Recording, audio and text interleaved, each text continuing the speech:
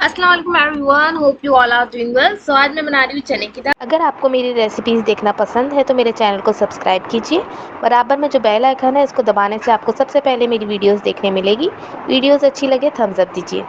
तो चने की दाल बनाने के लिए मैंने जो है चने की दाल जो है तकरीबन 30 टू 40 मिनट्स भिगो ली थी। 1 कप दाल है, ये लहसुन और अदरक है, कम तकरीबन 2 टेबल स्पून होगा। और मैंने टमाटर ले लिए हैं, मीडियम साइज़ के 3 अदद हैं। प्याज मीडियम साइज़ की 2 अदद थी, बारीक बारीक काट ली थी। एंड अब हम अपनी प्याज को अच्छे तरीके से सौते कर लेंगे। और इसको इतने अच्छे तरीके से सौते करना है कि जो है ये जो है बिल्कुल भी ब्राउन हमने नहीं करनी है, बस थोड़ी गोल्डन ब्राउन करनी है। और अगर आप चाहते हैं कि आपकी प्याज जो है वो जल्दी से जो है फ्राई हो जाए, तो आप इसके अंदर इस पॉइंट पे नमक ऐड करेंगे तो जल्दी भी हो जाएगी। लेकिन फिर उसके लिए आपको ये भी ख्याल रखना होगा कि आपने अभी अगर सॉल्ट ऐड किया तो फिर आप आगे जब नमक ऐड करेंगे तो उस हिसाब से किएगा ना कि ज़्यादा हो जाए नमक। ठीक है जी, मैंने इसके अंदर नमक ऐड कर लिया था। अब मैं इसको अच्छे तरीके से फ्राई कर लूँगी। और इसमें जो है 1 टीस्पून के करीब मैंने सफ़ेद ज़ीरा भी ऐड कर लिया है और इसको मैं अच्छे तरीके से भून लूँगी। अब देखिए हमारी प्याज जो है वो कलर चेंज करने लगी है, तकरीबन जो है थोड़ी थोड़ी सी गोल्डन होती जा रही है।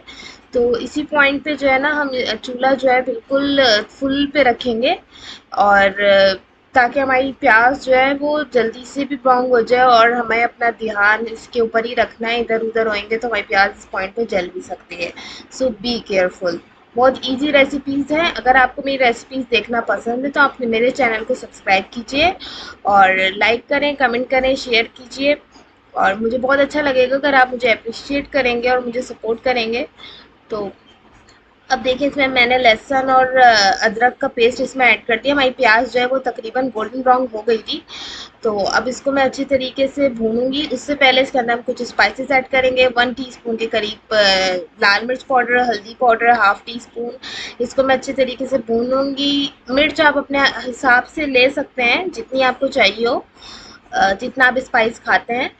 तो अब मैं इसको इतने अच्छे तरीके से भून लूँगी कि इसका ऑयल जो है बिल्कुल रिलीज़ हो जाए और इसके अंदर जो थोड़ी प्याज नज़र आ रही होगी आपको, जिसको मैं थोड़ा-सा मैश कर करके भून रही हूँ, वो बिल्कुल ही नहीं नज़र आएगी। ये एक अच्छा-सा लिक्विड सा मसाला बन जाएगा, ठीक है? इसको मैं अच्छे तरीके से भून लूँगी। इसको भूनने में तकरीबन 5 से 10 मिनट लगेगा।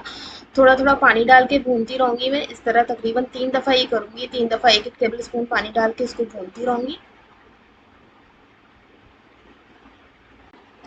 अब देखिए हमारा मसाला जो है बिल्कुल भून गया। इस पॉइंट पे मैंने इसमें थोड़ा नमक भी ऐड कर लिया था टेस्ट के अकॉर्डिंग। और अब मैं इसके अंदर दाल ऐड कर लूँगी और इसको अच्छी तरीके से मिक्स करने के बाद इसमें हम टमाटर ऐड कर लेंगे और इसको भी अच्छी तरीके से मिक्स कर लूँगी मैं। और इसको ढक के तकरीबन तब तक छोड़ दूँगी जब तक ये गल नहीं जाती।